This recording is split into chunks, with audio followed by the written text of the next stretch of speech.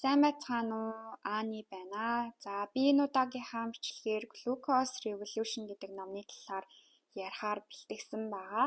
За энэ удаагийнхаа бичлэг маань бусад бичлэгнүүдээс арай өөр болж байгаа. За Glucose Revolution гэдэг ном нь болохоор ерөнхийдөө хүний амьдралын хэв маягийн талаарх бол ном байгаа. За тэр дундаа цусан дах сахарын хэмжээгээ хэрхэн доктортой хадгалж өөрийнхөө эрүүл амьдралын хэв маягийг дээшлүүлэх вэ гэсэн талаар ном байгаа. За номны зохиолчийн хувьд гэх юм бол Джесси Инчаспе гэдэг эмэгтэй байгаа. За би энэ эмэгтэйн талаар яг яаж анх олж мэдсэн бэ гэхээр та бүхэн хэрвээ сонирхож байвал The Diary of CEOs гэдэг нэг подкаст байдаг. За энэ подкастн дээр энэ эмэгтэй ороод ер нь хүн сахарыг хэр хэмжээнд хэрэглэх ёстой юм, сахарын бүтээгдэхүүнүүд бидний одоо өдөр тутамд хэрэглэдэг хоол хүнсэнд ямар ихээр агуулгадаж байдаг, бид нар яагаад мэдтгүү талаар ярьсан байсан.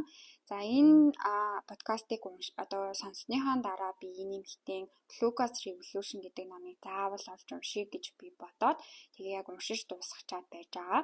Хэрвээ та бүхэн ямар нэгэн байдлаар сахарын өвчтөй ч юм уу гормоны өөрчлөлтөнд ороод байгаа ч юм уу эсвэл хэд тархлаад тэгээд яаж хичээсэн турч чадахгүй байгаа бол энэ хүний номыг заавал уншаад үзээрэй. Тэгээд Instagram дээр өөрөө Glucose Goddess гэдэг хаягтай байгаа. Энэ хаягийн дагаад тэгээ энэ хүний амьдралын хэв маягийн талаар ер нь судлаад үзээрэй гэж зөвлөж байна. Тэгээ бичлэгээ эхлэхээс өмнө би нэг зүйлийг заавал анхааруулж эхэлье.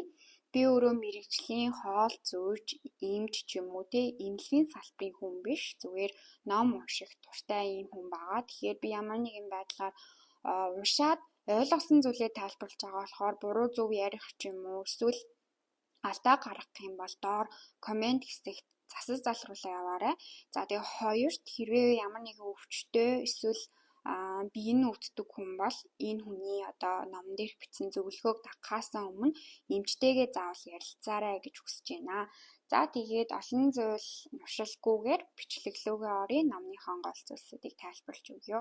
За энэ номон дээр болохоор хамгийн ойлгомжтойгоор глюкоз гэж юу вэ гэдгийг бол тайлбарсан байсан. За 10 жилдээ бол химийн хичээл бол үзчихсэн ч гэсэн яг ингээд молекулын түвшинд сахар хүний биед яаж нөлөөлдөг ч юм уу тиймэрхүү байдлаар бол мэдгүй байсан. За тэгээ тийм хүний хувьд энэ номыг уншихад бол ер нь бидний амандаа игээд байгаа хоол биед ороод молекулын түвшинд яаж задарч байгаа талаар бол маш ойлгомжтой сайхан тайлбарсан байсан. За тэгээ глюкоз гэдэг маанд бол нэг үгээр хэлэхэд бидний бол түлш гэж хэлж болно. Машин бензинээр явдаг шиг бидний бие болохоор глюкозоор явдаг. За глюкоз гэдэг нь яаж бид нэр глюкозыг биендээ үүсгэдэг вэ гэхээр бид нар хоол идэж глюкозыг биендээ үүсгэнэ. За цусан дахь глюкозын хэмжээ хоол идэхээс өмнө бага байдаг бол хоол идсний дараа ихсдэг. За энэ үед болохоор бидний бие инсулин гэдэг дааврыг ялгаруулад инсулин нь болохоор глюкозын түвшнийг докторжуулдаг. Ерөнхийдөө ийм ойлголт гэж хэлж болно. За одоогийн нийгэмд яагаад энэ глюкозын өсөлт уналт гол өвчлөлийн том шалтгаанууд болоод байна вэ гэхээр бидний идэж ууж байгаа хүнснээс бол 100% хамааралтай гэсэн үг. За ерөнхийдөө хүнсүүдийг яаж ангилдаг талаар хальт ярив. За мэдээж уургийг бол бид нэр хүнсэндээ хэрэгэлдэг. За энэ болохоор өндөгтэй махан бүтээгдэхүүнүүд орж байгаа. За дараа нь нүүрс ус буюу гурил будаа далах зэрэг монголчуудын амьдралдаа өргөн хэрэгэлдэг хүнснүүд байгаа. За гуравт өөх дос.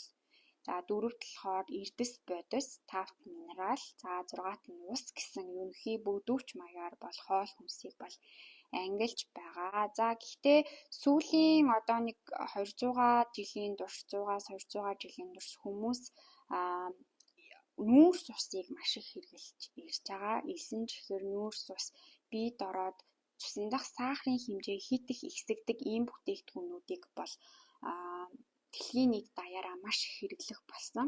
За үүний үр дулмаас яг хүний биед юу үүсэж байгаа вэ гэхээр бид нар мэдээж хит их чихэртэй хоол их идэх юм бол хүний эрч хүч тодорхой хэмжээнд маш их өсөх боловч удалгүй ядарч үлснэ.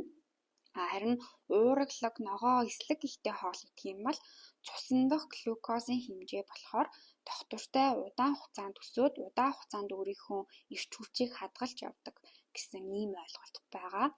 Тэгэхээр ерөнхийдөө бидний өдөр тутамдаа хэрэглэж байгаа хүнс маань бидрийг бол маш олон өвчлүүдээр өвчлөх одоо анхан шатны нөхцлүүдийг бүрдүүлж байгаа гэсэн. За үүнийг дурдах юм бол чихрийн шижин гэдэг өвчлөл бол дэлхийн нийт даяар бол маш том өвчлүүдийн нэг болоод байгаа. За жин нэмэх, гормоны өөрчлөлт, за өргүүдэл, хөгшрөлт, зүрх судасны өвчрөл, за тэгээ цаашлаад маш олон төрлийн хорт хавдрууд зэрэг одоо өвчлөлүүдийг үүсгэх анхан шатнуудыг бол бэлтгэж өгч идэг байгаа. Тэгэхээр хоол хүнсэндээ амандаа орж байгаа зүйлсүүдийг маш анхааралтай нэгтлж харах. За ер нь цаана ямар чихэрийн хэмжээтэй байгааг мэдэх бол маш чухал юм байна гэдгийг би номыг уншаад ойлгосон. За энэ номон дээр бас нэг гоё зүйлийг тайлбарлаж өгсөн байсан. За энэ нь болохоор инсулин гэж юу вэ?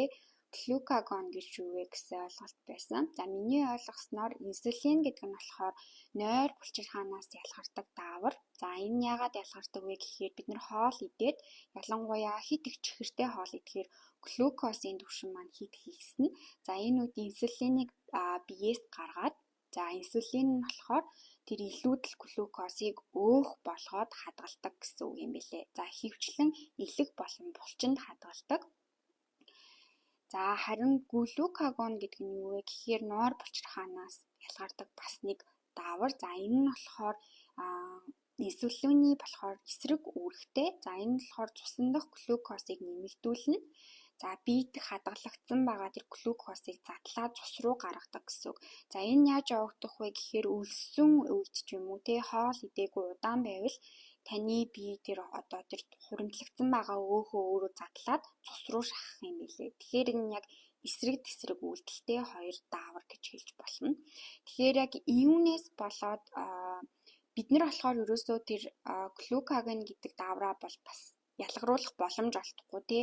Чихэр ихтэй хоол идээл 2 цагийн дараа дахиж өлсөөл дахиад чихэр идээл тэгээ нөгөө цусан дах нөгөө юуны хэмжээ, сахарын хэмжээ чихэр ихтэй хүнс хэрэглэх тусам маш хурдан өсөөд инсулиных нь хэмжээ маш хурдан буурч идэг юм байлээ. За энийг болохоор энэ дараагийн яг энэ слайдн дээр маш тодорхой харуулж байгаа. За буруу хоолтын үед цусан дах сахарын хэмжээ маш хурдтай өсөөд 2-3 цагийн дараа маш хурдтай буурсан байгаа. За энэ яг улаан энэ лайнаар бол маш сайн харагдаж байна. За нөгөө талд нь болохоор зөв хоолтын үед болохоор цусан дах сахарын хэмжээ тогтвортой өсөөд за цусан дах зөв сахарын яг түвшиндөө яг ингээ үлдээд хадгалагдаад явдаг юм байлээ.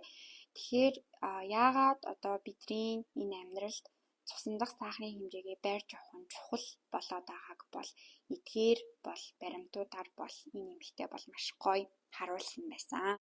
За үргэлжлүүлээд би глюкозыг өсөлтийг удирдах 5 аргын талаар хальт дурдаад явъя гэж бодож байна. За хамгийн чухал зүйл бол цусан дах сахарынхаа хэмжээг хадгалах, тэнцвэртэй байлгах хамгийн чухал зүйл болохоор хоолоо зөв дараалалтай идэх гэж байгаа. За хэрвээ будаатай хуурах ч юм уу те лавшаа идэх байгаа бол заавалжгүй өмнө нь ногооны төрлийн зүйл иднэ. За ногооны төрлийн зүйл идэхдээ ногоон өнгийн ногоог сонгож идэх нь цусан дах сахарын хэмжээг хит их өсөхөөс хамгаалж байгаа нэг арга гэж хэлж болно. За ногоо уйдсны дараагаар хүн зөв хоолны дараалал юу вэ гэхээр ногоо уйдсны дараагаар махан бүтээгдэхүүнийг идэх хэрэгтэй. За үүнд болохоор одоо махан бүтээгдэхүүн, ууралаг зөөс, өндөг, дүүфүү, загас, за грек йогурт, алмонд зэрэг хүнсүүдийг буюу уураг сайн идэх ёстой гэсэн үг. За гуравт идэх хүнсний бүтээгдэхүүн болохоор өөх тос. За өөх тостой сайн өөх тос, авокадо, оливын дос, олив, самарын бүтээгдэхүүн, чиз зэрэгтэй өөх тос ихтэй иймэрхүү сайн өөх тос ихтэй иймэрхүү бүтээгдэхүүнийг дараа нь идэх. Нүүрс цусаар баялаг хүнснүүдийг хэрэглэх. За үүнд болохоор далах, будаа, одоо гамбар, пицца, паста. За дээрэс нь төмөс ч юм уу те эслэг ихтэй иймэрхүү хоолсон хүнсүүдийг бол идэх нь чухал юм байлээ. За хамгийн сүүлд нь хүн хоол хүнсэндээ болохоор чихэр буюу амттанг идэж болно. За тэгэхээр яг хоол идэхдээ яг энэ дарааллаар идэх гэсэн үг. Хамгийн түрүүнд ногоогоо идэнэ, уургаа идэнэ, өөх тосоо идэнэ. За тэгээ гурил гурлан бүтээгдэхүүнээ идэнэ. Хамгийн сүүлд нь чихэрлэг зүйлсийг идэх хэрэгтэй. Десерт маягаар. Ингэснээр та өөрийнхөө цусндах хит сахарын хэмжээг өсгөхөөс сэргийлж чадна гэсэн үг. Өглөө босоод нэг аяга кофе унгаа ч юм уу те барианд алхах идэх бол дэмий гэсэн үг. Тэгэхээр хэрвээ ямар нэгэн чихэрлэг зүйлс идэх гэж байгаа бол аль болох десерт маягаар идэх нь таны бид хэрэгтэй. За чихэр яагаад бидний цуснд 100-аас 200 жилээс өмнө илүү их байгаад байгаа вэ гэдгийг би дараагийн слайдаараа онцолж харуулъя гэж бодож байна.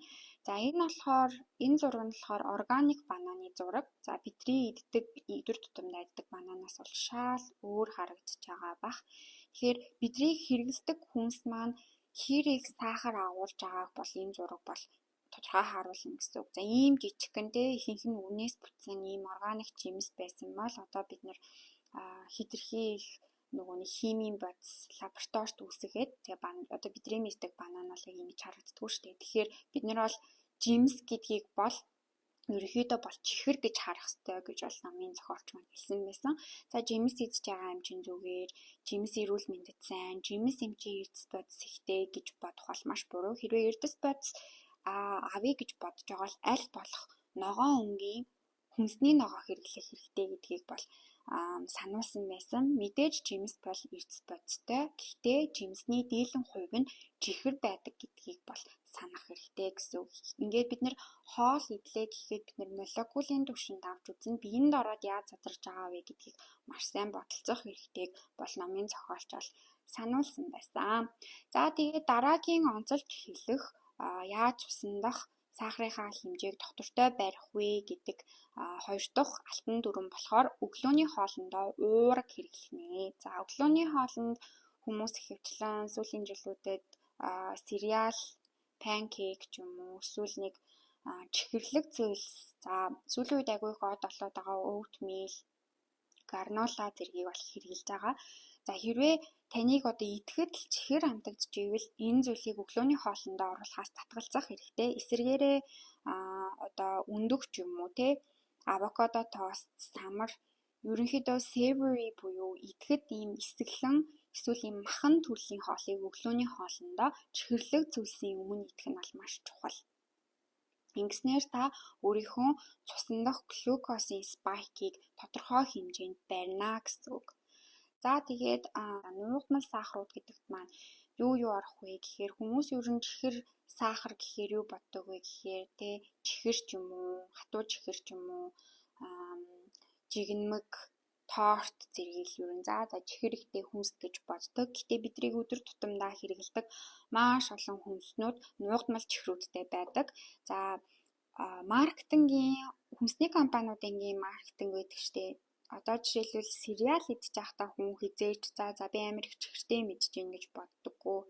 Cracker идчих байхдаа хүн бас би амар их чихэртэй мэдж гин гэж би боддоггүй. Паста, гурил. За үүн дээр хамгийн их тодтогч хэлэх ёстой зүйл бол зүгийн мал байгаа. За зүгийн малыг хүмүүс бас энгийн сахараас арай дээр гэж боддог. Бор сахарыг цагаан сахараас илүү дээр гэж боддог. Гэхдээ номын зохиолч тайлбарч хэлэхдээ сахар л бол сахар. Өчнөө органик гоё нэр зүйлсэн байсан ч гэсэн биеинд ороод молекулын түвшинд глюкоз болж задарж байгаа. Таны цусндах сахарын хэмжээг өсгөж байгаа бол ямар гоё нэртэй байна уу? Смути байна уу? Жуус байна уу? Хатаасан жимс байна уу? Зүгээр жимс байна уу? Хамаагүй сахар л бол сахар. Гэхдээ сахараа та идэхдээ десерт маягаар сонгож идэх хэрэгтэй. Хизээж өглөөний цайндаа юм уу? Эсвэл снэк маягаар үд дунд те дангаар нь идэх биш десерт маягаар идэх нь маш чухал гэдгийг бол сануулж хэлсэн байсан.